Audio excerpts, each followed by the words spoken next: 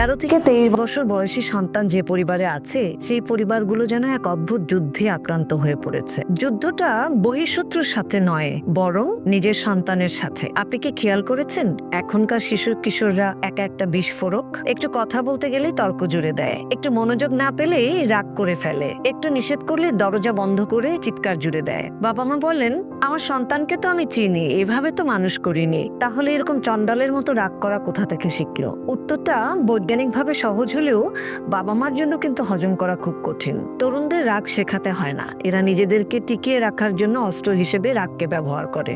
রাগই হলো ওদের সাথে অন্যদের যোগাযোগের ভাষা। শান্তভাবে কথা বলাটাকে ওরা দুর্বলতা মনে করে, আর তর্ক করে জিতে যাওয়াকে ওরা সাহস মনে করে। হিংস্র আচরণ ওদের পরিচয়ের অংশ হিসেবে তুলে ধরে। কিন্তু সমস্যা হলো, এভাবে চলতে থাকলে ওরা যে নিজেদের ভবিষ্যতে ধ্বংস করে ফেলবে, এই ভয়ে বাবা মা দুশ্চিন্তাগ্রস্ত থাকেন। ওদের রাগের কাছে বাবা মা জিম্মি হয়ে যান। কখনো কখনো ওদের এই আচরণ দেখে বাবা মার মাথায় আগুন দাউ দাউ করে জ্বলতে থাকে। আজকে আমি কথা বলবো কিভাবে বাবা মা এই আগুনকে উস্কে অগ্নিকুণ্ড না বানিয়ে নিয়ন্ত্রণ করবেন।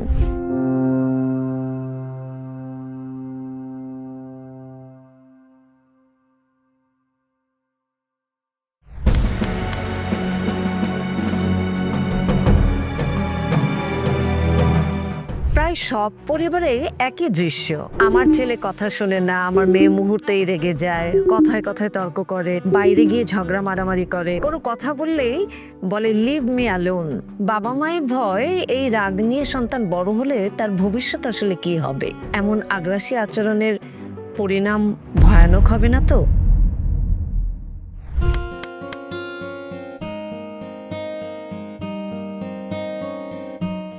কিশোর বয়সের 5টা বড় পরিবর্তন ঘটে, যার ফলাফল হলো ওদের রাগ। প্রথম হলো ব্রেইন রিওয়ারিং, অর্থাৎ মস্তিষ্কের ফ্রন্টাল লোব থাকে অসম্পূর্ণ। ব্রেইনের যে অংশ যুক্তি, বুদ্ধি, ধৈর্য এসব নিয়ন্ত্রণ করে, সেই অংশটুকু এখনো পুরোটা গঠিত হয়নি। ব্রেনের বিকাশ সম্পূর্ণ হয় 25 বছর বয়সে। তাই ওরা আগে রেগে যায়, পরে ভাবে, অর্থাৎ আগে রিয়্যাক্ট করে এবং পরে রেসপন্ড করে। দ্বিতীয় হলো আইডেন্টিটি ব্যাটল। ওরা যে বড় হয়ে গিয়েছে এবং ওরা যে সব বোঝে সেটা অন্যদের কাছে প্রমাণ করতে চায়, আর ওদের এই শক্তি দেখানো শর্টকাট ওয়ে হলো রাগ দেখানো। তৃতীয় হলো সোশ্যাল প্রেশার। বন্ধুদের সঙ্গ, সোশ্যাল মিডিয়া, নানাবিধ কার্যক্রম, প্রলোভন, নানা ধরনের বৈষম্য এবং সামাজিক প্রতিযোগিতা সবই ওদের রাগ বাড়িয়ে তোলে। চতুর্থ হলো ফ্যামিলি মডেল। বাড়িতে যদি বাবা মার রাগ বেশি থাকে, যদি তারা প্রায়ই ঝগড়াঝাটিতে লিপ্ত থাকেন, কিশোর তরুণরা সেসব দেখে শেখে এবং জানে। তারা বুঝতে পারে যে ওভাবেই শক্তি দেখাতে হয়। পঞ্চম হলো আনচেকড ইমোশন। ওরা রাগ করতে জানে কারণ ব্রেন ওদের ওভাবেই পরিচালিত করে, কিন্তু ওরা রাগ নিয়ন্ত্রণ করার কৌশলগুলো জানে না।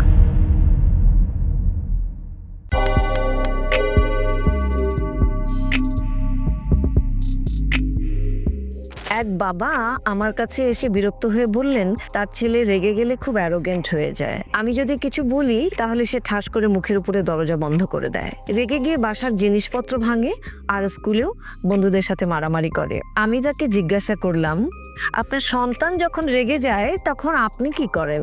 আপনি কি তার কথা মনোযোগ দিয়ে শোনেন, তার যুক্তির সাথে একমত হন?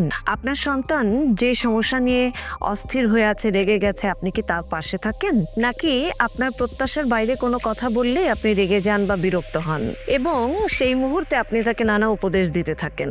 বাবা চুপ করে শুনলেন।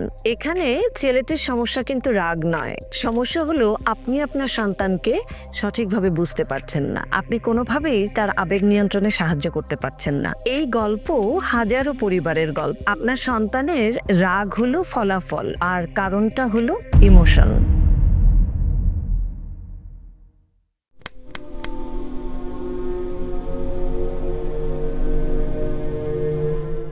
সন্তান রেগে গেলে তার রাগকে আপনার রাগ দিয়ে থামানোর চেষ্টা করা। সন্তান অন্যায়ভাবে রাগ দেখালে তাদের অভদ্রতা দেখে বাবা মা উত্তেজিত হয়ে পড়েন, আর রাগ বনাম রাগ মানেই হলো বিস্ফোরণ। তারা বকাঝকা করে আশা করেন সন্তানের পরিবর্তন হবে। সন্তানকে বকলে সেই বকুনি তার কানে যায় কিন্তু মনে না। এই জন্যই আপনার সন্তান ভালো কথা মনে রাখে না, কিন্তু আপনি যে বকাঝকা করেন সেই বকুনিটা দীর্ঘদিন মনে রাখে। সে ভাবতে শেখে আপনি তাকে ভালোবাসেন না, সেই জন্যই সে সে আপনার উপরে রাগ জমিয়ে রাখে। সন্তানকে অন্যদের সাথে তুলনা করা, তুই কেন ভাইয়ের মতো হতে পারিস না, এটা আপনার সন্তানের রাগকে আরো দ্বিগুণ করে। সন্তানের আবেগকে অবহেলা করা, যখন সন্তানকে বলেন যে এত ছোট বিষয়ে রাগ করার কি আছে, এটা আগুনে ঘি ঢালার মতোই মারাত্মক। শাস্তি দিয়ে সংশোধনের চেষ্টা করা, শাস্তি সন্তানের অভদ্র আচরণে কোনো পরিবর্তন আনে না, বরং তার মনের ভেতরে ভয় এবং ক্ষোভ তৈরি করে।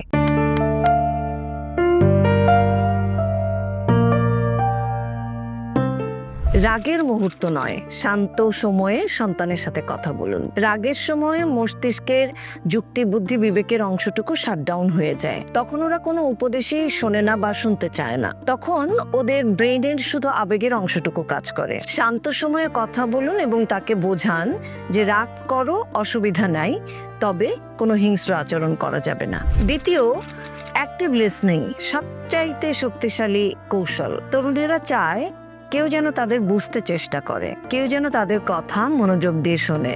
যখন তারা বুঝবে যে আপনি সত্যিকার তাদের কথা শুনছেন এবং বোঝার চেষ্টা করছেন, তাদের রাগ অর্ধেক কমে যাবে। বাউন্ডারি সেটিং, শাস্তি নয় বরং পরিষ্কারভাবে সীমা নির্ধারণ করে দিন। তাকে শেখান তুমি রাগ করো, কিন্তু ধাম করে দরজা বন্ধ করা যাবে না, জিনিসপত্র ভাঙা যাবে না, গালিগালাজ করা যাবে না। চতুর্থ, অল্টারনেটিভ এক্সপ্রেশন শেখান। প্রচন্ড রেগে গেলে ওরা রাগ কমানোর জন্য যে কাজগুলো করতে পারে সেই কাজগুলো ওদেরকে শেখান, যেমন হাঁটাহাঁটি করা, চোখে মুখে ঠান্ডা পানির ঝাপটা দেওয়া অথবা ঠান্ডা পানিতে শাওয়ার নেওয়া। 3 সেকেন্ড পজ রুল ফলো করতে শেখান, অর্থাৎ 10 থেকে 1 পর্যন্ত 3 সেকেন্ড বিরতিতে উল্টো করে গুনতে শেখান। এক জায়গায় শান্ত হয়ে বসে গভীরভাবে ধীরে ধীরে লম্বা শ্বাস নেওয়া এবং একইভাবে শ্বাস ছাড়া। নিজের সমস্যাগুলো কাগজ বা ডায়েরিতে লিখতে পারা, কিছুক্ষণের জন্য ওকে একা ছেড়ে দেওয়া। এভাবে এই অভ্যাসগুলো দীর্ঘদিন ধরে চর্চা করালে আপনার সন্তান নিশ্চয়ই তার রাগ নিয়ন্ত্রণ করতে পারবে। ওদের দায়িত্ব নিতে শেখান। দায়িত্ব মানুষকে পরিণত করে। যে সন্তান নানা রকমের দায়িত্ব নিয়ে থাকে সে কিন্তু কম রাগ দেখায়। পরিবারে রেসপেক্ট ফার্স্ট নীতি চালু করুন। রেসপেক্ট ছাড়া পরিবারে কেউ কারোর সাথে কথা বলতে পারবে না, এই নীতি চালু করুন। শুধু আপনাকে আপনার সন্তান রেসপেক্ট করবে সেটা নয়, আপনিও আপনার সন্তানকে রেসপেক্ট করুন। এমনকি সন্তানকে শেখাবার জন্য বাসার গৃহকর্মী থেকে শুরু করে অন্য সবাইকে রেসপেক্ট দিন। নিজের আচরণ বদলান। আজ থেকে নিজেকে বদলান। আপনি শান্ত থাকলে আপনার সন্তান শান্ত থাকবে। আপনি চিৎকার করবেন তো আপনার সন্তান বিস্ফোরণ ঘটাবেই। যখন তখন রাগে ফেটে পড়বেন না এবং দীর্ঘদিন ধরে রাগ পুষেও রাখবেন না।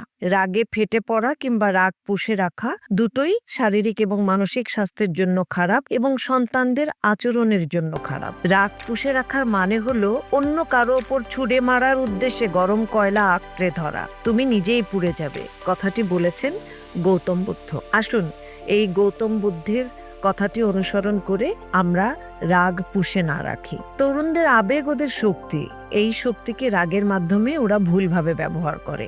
আপনার দায়িত্ব এই শক্তিকে ধ্বংস নয় বরং দিক নির্দেশনা দেওয়া। শিশুরা ভুল করে আর তরুণেরা রেগে গিয়ে ভাঙচুর করে, কিন্তু বাবা মা যদি ওদের কথা শোনেন, বোঝেন এবং সঠিকভাবে সীমা নির্ধারণ করতে পারেন, ধৈর্য দেখান, তাহলে সবচেয়ে রাগী কিশোরও একজন দায়িত্ববান চমৎকার মানুষ হয়ে গড়ে উঠবে। আসুন আমরা আমাদের নিজেদের রাগ সামলাই এবং সন্তানদের রাগ নিয়ন্ত্রণে সাহায্য করি। খারাপ আচরণ আমাদের শান্ত করে না, বরং এটি কেবল আমাদের বোকামিরই প্রকাশ করে।